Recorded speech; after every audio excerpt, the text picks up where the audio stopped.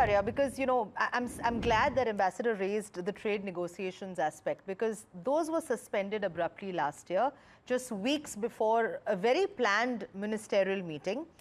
Was that breakdown, I know we're saying that it's not so much a geo-economic divide or, tensions like that, but was that breakdown likely to hurt MSMEs in sectors like, say, pharma or agri-exports, which rely on low friction trade with developed economies? Because India has, I think I had the numbers here, India has exported over 30,000 crore worth of pharma goods and processed food to Canada last year.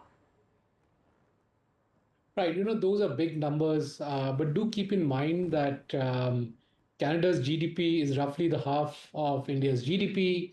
Its population is a little larger than the population of Delhi. So, the market size needs to be recalibrated and the expectation needs to be recalibrated. But Canada is obviously a very important source of raw materials for India. And that is important for feeding the large industrial juggernaut that India is having, and at the scorching pace at which India is growing, Canada becomes very, very critical. And having a free trade agreement or the equivalent of a free trade agreement is extremely important for the reasons that you mentioned, that the global institutions have got weakened, the United Nations, the WTO, these have all become weakened. In fact, we do not have an appellate authority in WTO, which is being leveraged by many of the larger economies. And therefore, many of the structured guardrails against which the global trade was running, they have become very, very fractured now. So under these circumstances, I think it's more important for Canada than for India to make sure that there is a trade agreement in place. Because, for Canada, one of the largest markets, which was US, seems to be on very, very shaky grounds.